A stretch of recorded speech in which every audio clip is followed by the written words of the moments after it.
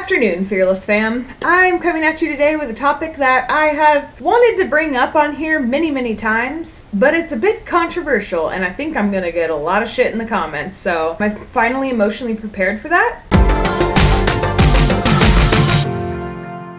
So the question I'm asking today is, for all intents and purposes that are relevant to a traveler in today's modern world, is Hong Kong part of China? So before we get into my opinion on all of this and my personal experience with traveling from China to Hong Kong, I want to give you a really brief history of Hong Kong. So during the time when China had dynasties, they were transitioning from one dynasty to another over hundreds, was it thousands? I think it's thousands of years. Hong Kong was, for the most part, a part of whatever dynasty was in control at the time. Then in the 13th century, the Mongols actually came and established their power in Hong Kong and in China, and they had a not so brief period of 97 years where they were completely in control of Hong Kong. After that, Hong Kong became part of China again, and then in the 1800s, during the First Opium War, Hong Kong became a British colony. Basically, Britain was in complete control of the governing of Hong Kong. Then there was a brief period of Japanese occupation in Hong Kong, and that was in the 1940s. Then in 1945, it became once again a British colony. Then finally in 1997, Britain was like, here go China, you can have Hong Kong back. So now Hong Kong is considered, and I have to read this so I don't get it wrong, a special administrative region of the People's Republic of China. Hong Kong is not a country. Hong Kong is a special administrative region of China. Okay, that's all the technical aspects out of the way. Now, as a traveler, knowing that Hong Kong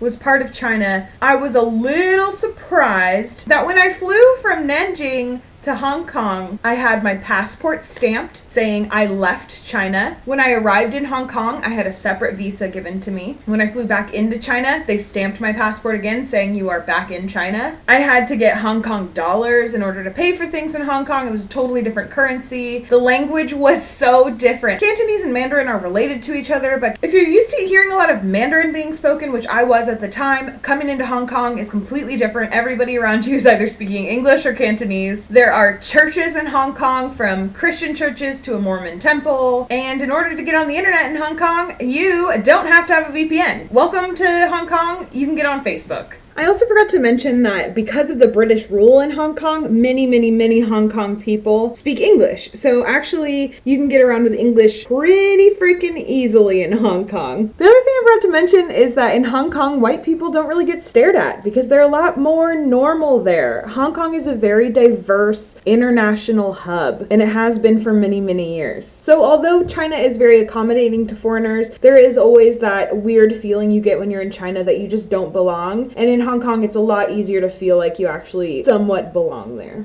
So for me, as a traveler, I definitely felt that I was no longer in China. The food was different because Cantonese cuisine is very different. I kept thinking that I was recognizing characters, but people would say them out loud and they were not what I thought they were. The whole vibe in Hong Kong is not Chinese to me. If you're unaware, Hong Kong includes a peninsula region that is attached to Guangdong province in China, as well as a bunch of islands, which includes the main island, which is called Hong Kong Island. I spent almost all my time on Hong Kong Island, although I have made several trips up to Kowloon, and I went to Lantau Island. I think most people go to Lantau Island though, because that's where the airport is. So my first time in Hong Kong, I arrived at the airport and I was meeting up with a group of Americans. All these Americans kept referring to how they were in China. They had never been to China before. They're in Hong Kong. Oh cool, I'm in China. Look at all these Chinese things. And I was in Hong Kong because I wanted to experience some things that I had missed while I was in China, because I'd been in China for several months at that point. I wanted to find vegan ice cream, I wanted to find craft beer, I wanted to find a really good burger, and I found all of that and more in Hong Kong. I found super good Thai food, I found all kinds of things. Basically,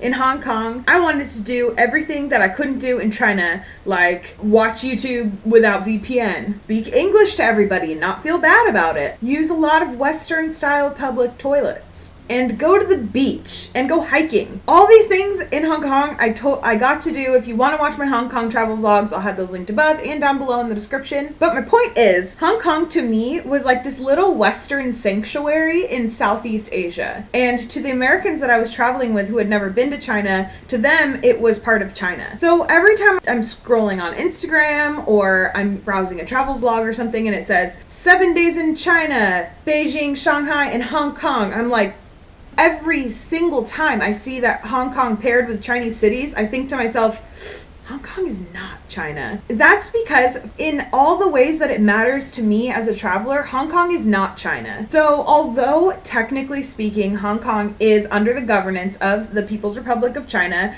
and I respect that, I personally do not feel that Hong Kong should be on a list of Chinese cities. I highly recommend that you go to Hong Kong, but I don't think that you should go to Hong Kong expecting it to be like China. There are definitely a lot of similarities, don't get me wrong. There's like the dried fish in the markets and the islands. There's lots of Chinese characters all over. The hustle and bustle of the jam-packed, super densely populated market areas. They've got really good egg tarts. Whew.